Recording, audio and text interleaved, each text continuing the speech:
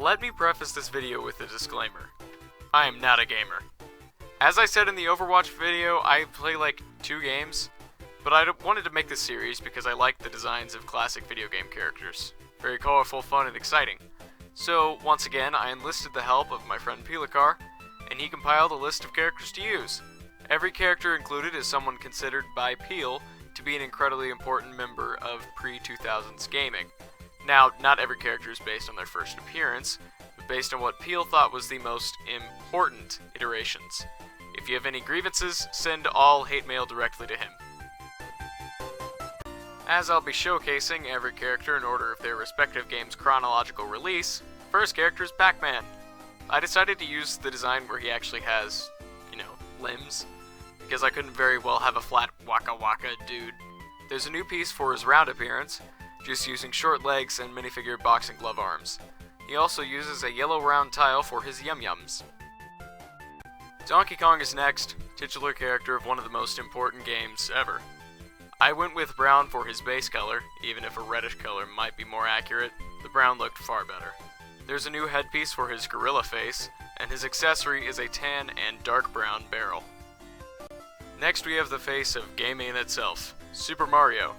Like with DK, the darker colors might have been more accurate, but again, the classic red and blue works way better. He has a new hair/hat piece, mid-legs, and comes with a power mushroom. Mario's archenemy, Bowser, King of the Koopas, warrants an appearance. One of the most famous video game villains, Bowser is based on his original green and yellow appearance. He comes with a new head, shell, and his accessory is a coin that Mario could snatch away from him. Coming out 2 years after Super Mario Bros. Was Street Fighter, apparently. No matter who you play, Ryu is one of the most recognizable characters, so he's the hero for this one. He uses a new hairpiece with a bandana, and uses a blue power blast to Hadouken with. Bison's a villain, apparently. I mean, he was in Wreck-It Ralph, but here we are. He uses no new pieces, just 3 colors. A hat from the Naboo officer and Jafar's little shoulder pads work perfectly for him. Gotta go fast, fast, fast, because here we have Sonic the Hedgehog. Since regular Sonic already appeared in LEGO Dimensions, the version here is based on Super Sonic. What I've been told is that he becomes like this after finding all the Chaos Emeralds, but I just recognized this from his ult in Brawl. Sonic's nemesis, Dr. Eggman, is next. The only new piece he uses is the head thing similar to Robin's from the LEGO Batman movie. Because it has the glasses and the extra hair. Sure, he might be a bit better with a Mr. Incredible style body, but if you haven't noticed, I've tried not to do that so often. So, regular minifigure. Another fighting game, and the one that kind of single-handedly inspired the ESRB, is Mortal Kombat. So here we are with Sub-Zero. He uses the LEGO Ninjago movie Ninja Hood pieces, some dull-molded arms and legs, and a power blast. Similarly, we have Scorpion. Just like his blue buddy, he uses the LEGO Ninjago movie hood, but this time in yellow. His outfit is also more detailed than Sub-Zero's, keeping the dull-molded limbs, but he also comes with a "Get over here" chain.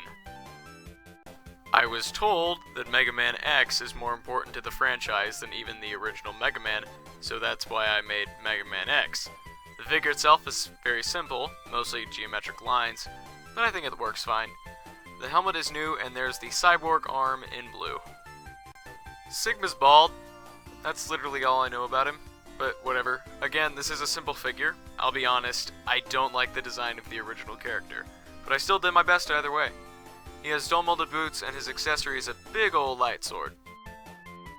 Hey, I know this guy. This is Crash Bandicoot. I actually did have a Crash game for a couple years, so I'm at least acquainted.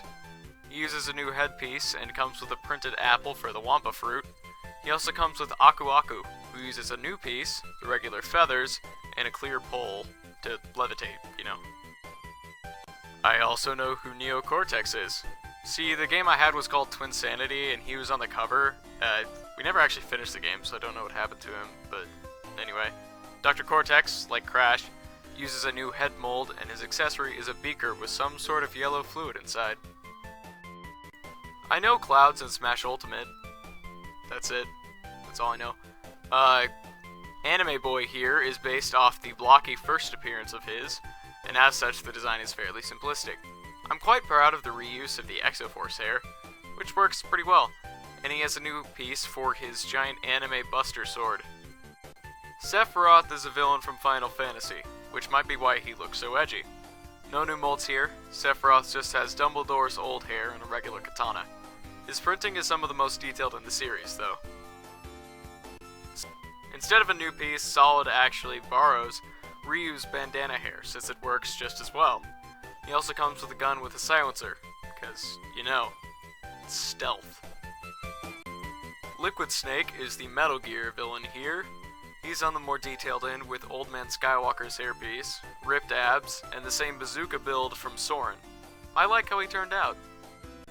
Now, here's an interesting tidbit. I have never once played a Zelda game, but my library has this giant Zelda encyclopedia that I checked out once, and I now know all of the lore. Like, for instance, I can tell you that this Link design is from the Ocarina of Time based on the clothing of the Kokiri people, and then he comes with a Master Sword and a Hylian shield as his accessories. That is one of the nerdiest sentences I have said in a long time, so please give me credit there. Ganondorf, in his Ocarina skin, might be my favorite figure of this series. Literally right as I was drawing him, Series 19 was revealed, so I was able to use the Monkey King's hair for this figure. It works nearly perfectly, I think. The Gerudo Prince's accessory is the Stolen Triforce. And cut. I really hope I wasn't showing my unculturedness too bad, but I will take the blame for sounding potentially very cringy. I guess you can send me hate mail as well as Beal. Also, even though the background for the layout and the packaging is technically from Mario, I see it as generically video game enough, and it looks good with the characters. I don't really know what the next series is going to be. I do have several that are written out, and a couple of those already have figures made, but we'll just see what I'm in the mood for next. Actually, let's make a poll. There's 4 choices: How to Train Your Dragon, Comic Spider-Man, Ruby Volumes 3 to 6, and Lord of the Rings. A poll will be linked in the description below, and we'll see which is the most popular. Until then, see you later.